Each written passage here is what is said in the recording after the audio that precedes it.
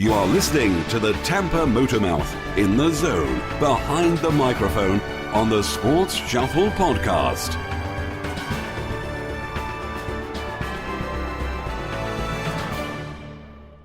Greetings and much salutations. It's been a while. Been chillin'. I don't know if it's been like a villain per se. Definitely has been like a lottery winner. How about that lottery last night? This morning, all the craziness. Zephyr Hills, 590 million. Dallas, a half a billion. Can you imagine? Somebody's got to be like, okay, and nothing's been corroborated yet or confirmed, but somebody's saying that it might be a Publix employee. Can you imagine that? Can you imagine? You pick up the phone to work. Hi, yeah, I'm calling off. Oh, for your shift? That would be forever. Yeah, can you imagine? Somebody is jumping up and down right now their house like a pogo stick with 5 espresso shots in it. That seriously, that's got to be totally awesome. I mean, half a million. Hey, can you move the Rays to Tampa and buy them a new stadium? Buy them the heck out of that lease. Move them to Tampa, and also, while you're at it, help to improve the public transportation system. Couldn't you do that? Might be able to do that with $590 million, even after taxes. Can you imagine? That would be like, there's absolutely just about, other than maybe the entire world, I'd say, there's absolutely nothing that you, well, some things, yes, but material things. Nothing material that you could not buy. A Lamborghini is like, drop in the hat. That huge mansion on the hill. You could do like a Tony Stark mansion, right? Everyone's seen Iron Man 3 yet? Well, gotta say, I know, as River Song from Doctor Who would say, spoilers. Yeah, Doctor Who last night too. Ooh, man, this Iron Man 3. I'll wait a while. I'll wait a little bit, but I'll just say my initial feeling, my initial response to Iron Man 3, I'll say mixed. Both some good, some really, really good, and some what the heck were you thinking? Seriously, really? Okay, trying to figure out where that came from. So mixed. Definitely worth a check out. Definitely will be added to the collection. Gotta figure out. I would probably say, as far as Iron Man go, the movies I would rank. Let's see. Not getting spoilers or anything. 2 first, 1 second, and 3 third. So far, I would think. 3 would be third. I tend to like 2 better than 1. 3 was okay. 3 was good. Just mixed. And won't get anything more than that, since I know there have been some people out there that haven't seen it yet. And I know what it's like when somebody tells you like the entire movie, and you're, okay, so why do I need to go see it now? Thanks. Since I also mentioned River Song for any Doctor Who fans, I'm not just about sports. I absolutely love science fiction. Love. Not every single solitary piece of science fiction that's out there.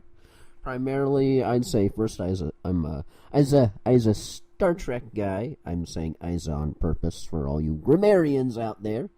Isa? Yeah, Isa. Isa, Star Trek guy first. Sorry, could say I am. Isa may be another conjugation of I am.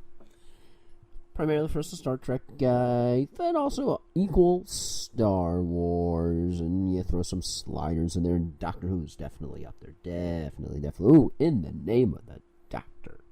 Woo! And once again, I'll save my in-depth review for another time, because I know there are still many people who are like, God, don't say anything. Don't say anything. Don't run. He's gonna spoil it. No, I'm not. I'll just say very interesting. Especially the ending. You're like, what? And things are explained. I'll just say that. Is that a good way of not revealing anything? But at the same time, things are explained. Well, at least some things. Some things are explained, and some things you have to tune in more. I just love the whole how one of the threads through the entire Matt Smith series has been River Song with spoilers. I love that. Just a good tease. The one thing that I can't say without giving any spoilers away, you haven't seen the 7th season by now. You know, of course, it's Pawns Go Bye-Bye and the Angels Take Manhattan, rather emotional episode. Some people like the Pawns, some people don't like the Pawns. Then you have the Jenna Louise Coleman. I have to say, as much as I really ended up having a crush, I think like many other red-blooded American males out there, and non-American males, have to say that I kind of crush more on Jenna Louise, and I know, she's dating somebody, so, yeah, than Karen. Because as much as I like the Karen Gillian, Amy Pond character, the cleric character just, I don't know, there's just, the cleric character is more intellectual, I think, than Amy Pond was. I think she is. But that's just me. But so Iron Man cool, Doctor Who cool, all sorts of good stuff, all sorts of stuff going on in the sci-fi fantasy world. So we get back into the world as we know it of reality. Yeah, which is highly overrated, at least I think so. I know if you think so, I tend to think it's so. Yes, reality, sort of an up-and-down week for the Rays, collapse early in the week to the Blue Jays. Hey, what's going on? We're kicking their butts. Then, of course, Friday night, jumping out to that lead, almost blowing it, winning 12-10. And then last night, the come from behind win. So, wow,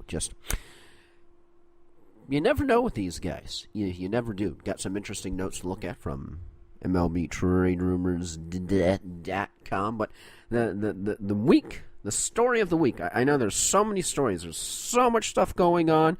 You had all that crazy weather. And did you see? It's not only if you follow me on Facebook personally, but I also posted it to the Team Suspenders webpage. The incredible shot. Some people would be like, she's nuts.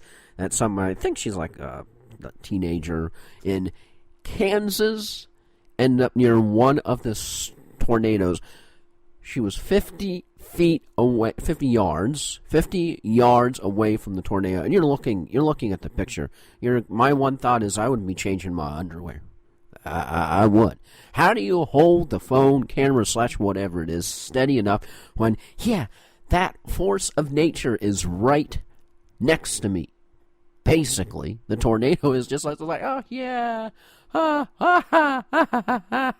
bleep, bleep, bleep. Right, whenever you watch tornado videos, bleep, bleep, bleep, it's coming, bleep, this bleeping way. Yeah, you'd be saying those same words too, if it was coming your way too. You would. But man, some 50 yards away from a tornado, and a big butt one too. Just you're like, whoo. Some even put up a 3D version because they can do that. There are cool programs out there that you can do that with, of the tornado. That was like, that's one, excuse the old language, that's one badass storm. That is. Usually don't use that word, but that is one huge storm. So, and so more crazy weather out there today, as it's just Tornado Alley season. But yes, let us get to a storm of a different kind. Normally, I would call this the Sports Shuffle fail of the week, but this is morphed into the top story of the week. And now, time for the Sports Shuffle's top story. As all we have to say, we go from positive and Mother Nature to, some people, all I have to say is I found a Titus Young timeline from the Idaho Statesman, who apparently they like to cover Boise State football just a little bit. But how about this? And this goes all the way back to college, this timeline, because my one thing is, this former professional wide receiver, I don't think he's playing in football again, at least not the NFL, or if he does, it's going to be a miracle. But this goes all the way back to Titus Young's college, and this is by Dave Southorn, spelled Southorn as opposed to ERN. And the timeline begins September 13th, 2008. Just reading this timeline is a spiraling down of self-destruction that is amazing. First event, of course, September 13th, 2008. Boise State suspends sophomore wide receiver Titus Young for its home game against Bowling Green. The coach, Chris Peterson, declines to say why. October 11th, merely 1 month later, Peterson announces Young has been suspended, this time for at least, in quotes, 3 games. October 27th, 2008, Peterson says Young will not play the rest of the season because of conduct detrimental to the team. Quote, "We just need some time apart," Peterson says. Close quote. Young plays in only 3 games in 2008. April 29th, 2011, Young, after finishing his career number 1 in Boise State history with 3,063 receiving yards, is taken in the second round, 44th overall, by the Detroit Lions in the NFL Draft. May 21st, 2010, after a solid rookie season, 48 catches, 607 yards, 6 TDs, Young is banned from the Lions facility after fighting with safety Louis Delmas. November 22nd, 2012, Young is benched for the Lions game against Houston after he allegedly intentionally lines up in the wrong spot and runs the wrong routes. He does not play the rest of the season and finishes with 33 catches for 383 yards in 10 games. Anyone pick him up as a really smoking hot pickup of the week in fantasy? Yeah. December 3rd, 2012, Lions coach Jim, I'm giving him a different name, sorry about that. Jim Schwartz says Young, who had been able to practice, is sent home. January 22nd, 2013, on Twitter, Young writes, quote, "Like I said, I've never been selfish, but if I'm not going to get the football, I don't want to play it anymore." Close quote. Think about Twitter, kids. Still out there. January 25th, Young posts again on Twitter saying, quote, I am not done. If y'all are going to cut me, let me know. I'm tired of all the threats. Close quote. You should have posted a YouTube video. You gotta let me know. Should I stay or should I go? It would be you should go. February 4th. Gotta let me know. Whoa. Lions are telling you should go. Young is waived by the Lions. Bye-bye. February 5th. Young is claimed off the waivers by the St. Louis Rams. The only, I have to stress that, team to put a claim on him. February 15th. Hello. Wow, that was quick. 10 days on a team. Young is released by the Rams. We spent probably 4 or 5 days with him, Coach Jeff Fisher said. At the end of the interview process, we decided it was best for us to go in a different direction. May 4th, Young allegedly walks into a convenience store in Laguna Hills, California, and steals a bottle of water and candy. He later returns to allegedly steal cigars. May 5th, Young is arrested twice in Riverside County, California, once on a suspicion of DUI, later that day for trying to take his car out of an impound lot. Hey, he is not yet charged for the two incidents. May 8th, a woman files for a permanent restraining order in Riverside County against Young. A temporary restraining order is issued May 11th. Young allegedly breaks into a house in San Clemente, California, then scuffles with police while they attempt to make an arrest. May 14th, Young pleads not guilty to 8 charges in Orange County, including 3 felonies. 1 felony charges for the San Clemente home burglary, that's easy for me to say, 1st degree, and the other 2 are for the convenience store burglary, 2nd degree. He is facing a total of more than 7 years in prison on the combined charges. A judge set bail at $25,000. May 24th, Young is scheduled for his first pre-trial hearing in Orange County. May 29th, Young is scheduled for hearing in relation to the restraining order filed against him. If you saw in the article on Deadspin, allegedly what was said to his wife was something on the order effect of, "I understood why OJ did what he did." Yeah. As a member of the female gender, I would probably have filed a restraining order too. So it's not over yet. It's not over yet unless he gets put away. And I'm not sure if he's doing all this stealing because he needs money, because he doesn't have any, because he squandered that which he already received. He's doing it just to be rebellious. He's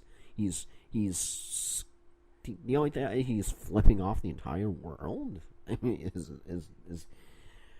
so what more for one Titus Young as the incredible saga, and not in a good way, continues. So let's get to something good, shall we?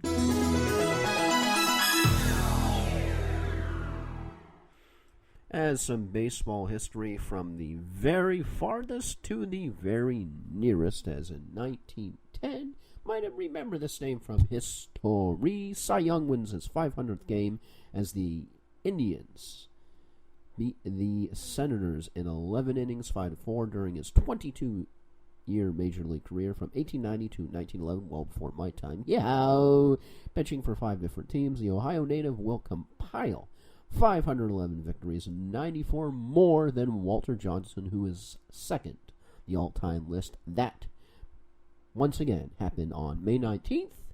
Today in baseball history in 1910. And a more recent event, 2011, in the Rockies' 7-1 victory over Philadelphia at Citizens Bank Park, 40-year-old Jason Giambi becomes the second oldest player to hit 3 homers in a game. In 1962, Stan Musial became the oldest major leaguer to accomplish the feat when he hit a trio of round-trippers at the age of 41, facing the Mets in the Polo Grounds.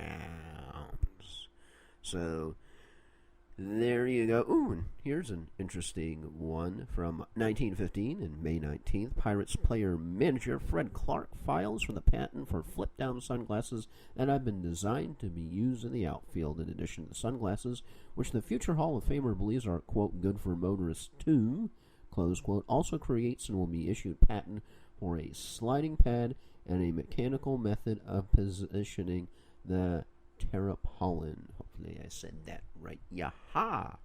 And speaking of the Rays, let's get to some Rays notes from MLB Rumors.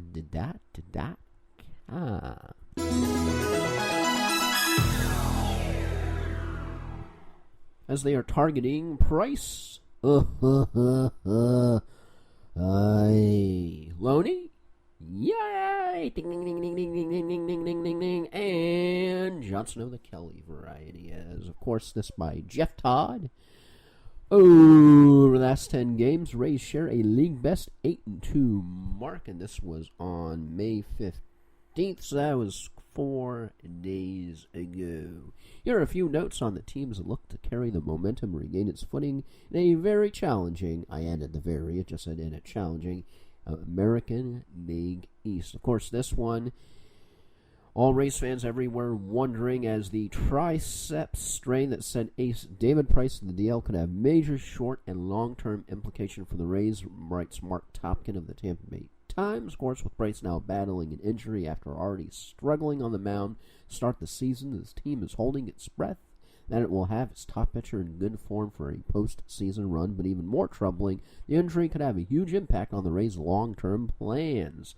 Topkin explains that Tampa Bay likely cannot afford to extend Price after giving a major contract to Evan Longoria. Instead, as with Matt Garza and James Shield, an eventual trade of Price seems likely, not only with the injury foreclosure.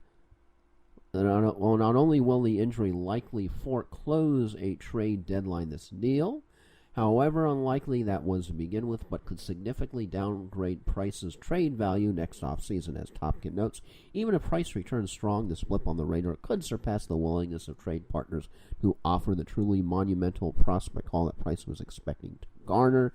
So my editorial is, you kind of had to wonder, because it was a one-year deal, one-year option they offered him. That's not really secure. That's kind of got to be on your mind. Am I even going to be here next year?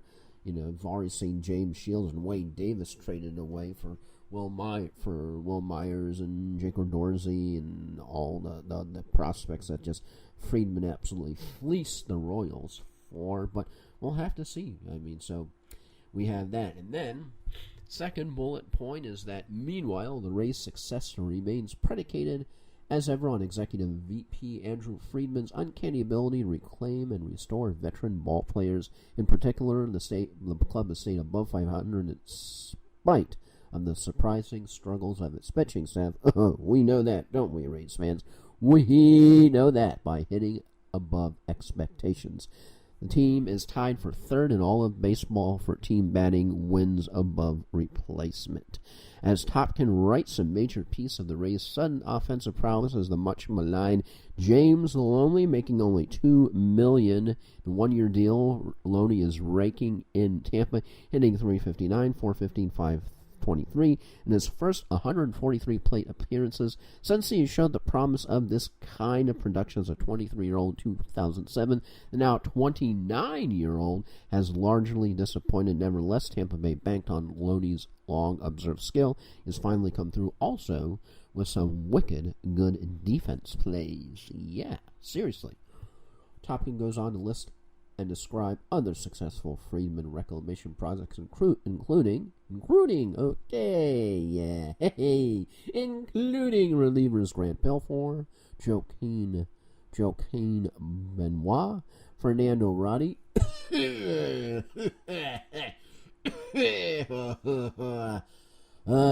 well as infielders Jeff Keppinger and Carlos Pena. Of course, the Rays are hoping that Roddy can turn around his poor start and at least approach his incredible 2012 season.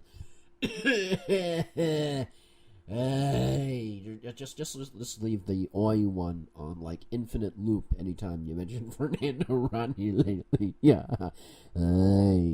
Another player could be added to the list, definitely. Kelly Johnson, once again from the article, who has played all over the dime this year for the Rays, while posting .273, .348, .496, 9 in 138 plate appearances. This level may be surprising given Johnson's mediocre 2011-12 seasons, but the Rays are no doubt aware Johnson has had at least 3 seasons under his belt, 7, 8, and 10 as a productive big league hitter, with the team on the hook for only a modest 1 year, $2.45 million investment. A veteran gamble has once again paid big dividends in Tampa Bay. If you're a sabermetrics person, according to the Fangraphs WAR measurements, Loney and Johnson have been the 42nd and 62nd most valuable hitters, respectively, in baseball this year, with Loney's relative youth and Johnson's ability to play second base. Continued production from these players could make them very interesting free agent cases in 2014. So, after all the Titus Young stuff, we just definitely needed some good stuff. To close out with the feel-good story of the week, if not, in fact, month, or even I'd go so far as to say year. This from TampaBay.com. Excuse-moi, from Dan Sullivan, Time staff writer. Might have heard about this happening. Wish we'd won the game, but some things are more important than baseball, as Dan Sullivan writes. Alanya Adams was living a dream as she prepared to throw out the first pitch Thursday night before thousands of Tampa Bay Ray fans at Tropicana Field. Her father, a lieutenant colonel stationed in Afghanistan for the most of the past 2 years, appeared on the stadium video screen. He said hello and told his daughter he would see her soon. The 9-year-old Dunedin girl launched the ball and watched it bounce across the turf towards home plate. A man wearing a Rays uniform and catcher's mask and pads squatted behind the plate. As the ball rolled towards him, he stepped forward and scooped the ball into his glove. Aliana thought there was something odd about the way he caught the ball. It wasn't quite how a professional baseball player would do it. The man at the plate stood and lifted his mask. It was her father, Lieutenant Colonel Will Adams. She sprinted to him. He swept her into his arms. Hours earlier, Aliana thought she was in trouble. Her mother told her that they had to leave early to meet with the principal of Westlake Christian School, where Aliana is in 3rd grade. Neither of them knew that the meeting was part of a well-orchestrated and secretive plan, a collaborative effort between the United Service Organizations and the Rays. Later, they were told that they had been selected from a number of military family members to throw the first pitch at Thursday night's game, and before the ball was tossed, they and the rest of the crowd watched a short video greeting from Lieutenant Colonel Adams. He was due to come home Monday. He wished them well and said he would see them soon. He just didn't say how soon. Adams, 40, had arrived Wednesday at MacDill Air Force Base. Wednesday night, he stayed in a hotel room alone, awaiting the next day's surprise. That was the hardest part, he said later, being back home and not being able to see them. From behind the catcher's mask, Adams eyed his little girl. She stood a little taller than she had when he last saw her the day before Valentine's Day. After he took off his mask and Aliana jumped into his arms, he held her tight for a full 30 seconds. Dana Adams soon joined them. Usually not one to get emotional, she cried. And the crowd roared. One of those moments that you'll always remember. Yeah, that happened. And as we have the bad stuff in the world of ours that we all have to deal with, the crazies, the Titus Youngs of the universe, sort of just don't get things. Other crazy stories as we've seen throughout the week. You've all heard them. It's just nice to end on a positive note about a surprise family reunion for a girl who ended up missing her dad. That's it for me on a back and forth, a little bit on the I can't believe he's doing all that. A little bit about the Rays sprinkled in there just because y'all know I'm a Rays fanatic. I am. And closing out on a good note. Anywho, that's it for me. You are still you, unless, of course, you're somebody else, in which case, if you are, please seek help immediately. Unless you're really a Time Lord who just regenerated and you're trying to figure out who you are. In that case, it's okay. And I am G to the O, to the N, to the E. I'll talk at you next Thank time. you for listening to the Sports Shuffle podcast. Don't forget to like me on Facebook and follow me on Twitter. Till next time, hope you stay in the zone.